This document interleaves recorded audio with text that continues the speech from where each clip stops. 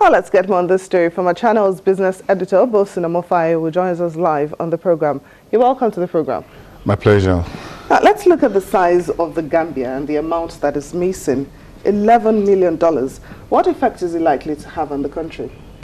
I think when it is confirmed that the money is actually missing, then we'll begin to find out what the ramifications are. But of course, for an economy this small size of the Gambia, $11 million, even by today's international dollar exchange rate and value, is a lot of money.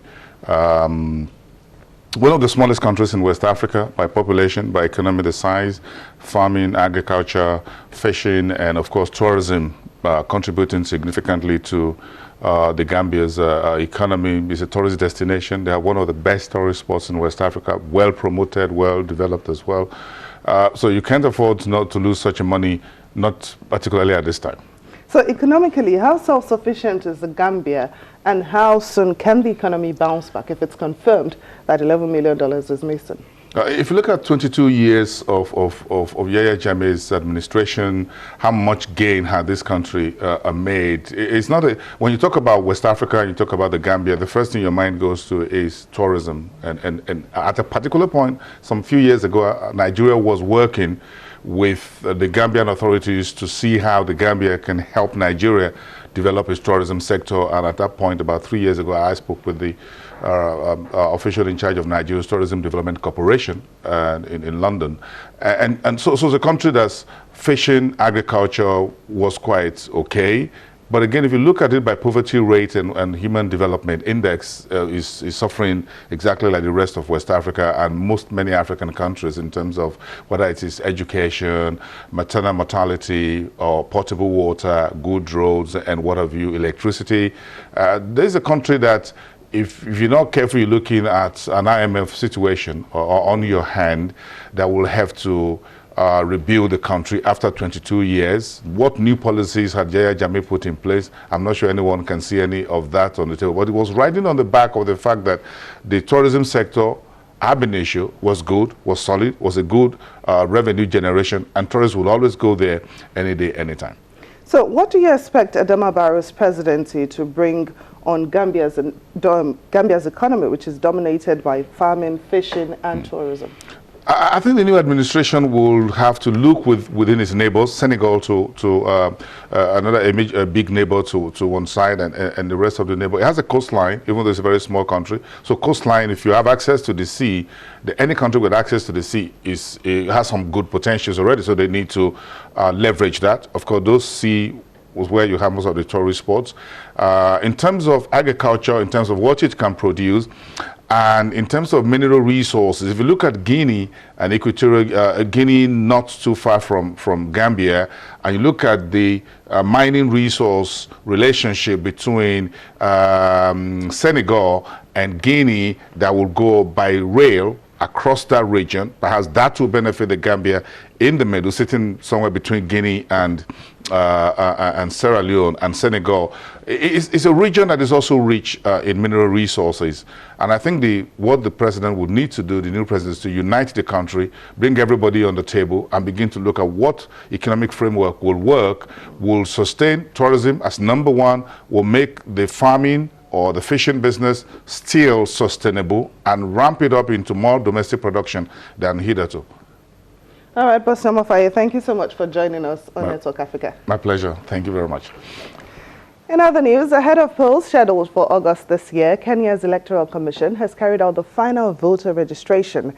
Incumbent President Uhuru Kenyatta will also be seeking a second term at the polls in August against long-time opposition candidate Raila Odinga. Kenya is in a crucial final push to register voters ahead of general elections scheduled for August 2017. The month-long exercise being carried out by the Independent Electoral Boundaries Commission is targeting 6 million new voters by February 14. The process is being done electronically using a biometric voter register system that uses fingerprints and digital photographs to identify eligible voters. We must not perform less than 200,000 people per day across the country.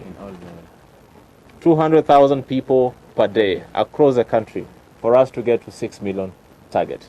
But early days of the registration have seen low turnout in some areas and a few cases of flawed or missing voter identification details. It's a bit frustrating because I've been queuing here for more than 2 hours. And then when I get there, I'm told that I've already registered. And when I sent the message, I was told there are no records found. So I felt so bad because there's no one to advise us on what to do. Electronic voter identification and other election systems collapsed in the 2013 poll. Kenyatta approved a law in January requiring backup plans if electronic voting systems fail this time, despite fierce opposition from his rivals who say any manual arrangement will open the ballot to rigging. The Electoral Commission officials say they are working to identify and correct any technical challenges, including some cases reported during the ongoing registration. Only 68 kits reported cases of malfunction, and that is less than 1% of all the kits that we deployed across the country. So in other words, we are saying more than 99% of kits performed well on the first day. And the challenges that were actually experienced with respect to the 1% of the kits were also expected, given that these BVR kits were actually purchased 5 years ago. And with the time, most of these challenges are likely to be faced. Less than 8 months to the polls, analysts fear that the issues facing Kenyans, like an ongoing drought, the economy and corruption, are still not being addressed because fixing the voting process has been left for too late. 4 years after the last elections, confidence in how polls are run in the country is still shaky. Violence has often been a feature of Kenya elections. After the 2007 vote, 1,200 people were killed in ethnic fighting. Coming up after the break, we'll bring you weather reports from northern Algeria, where high snow has caused power cuts and road closures. Please stay with us.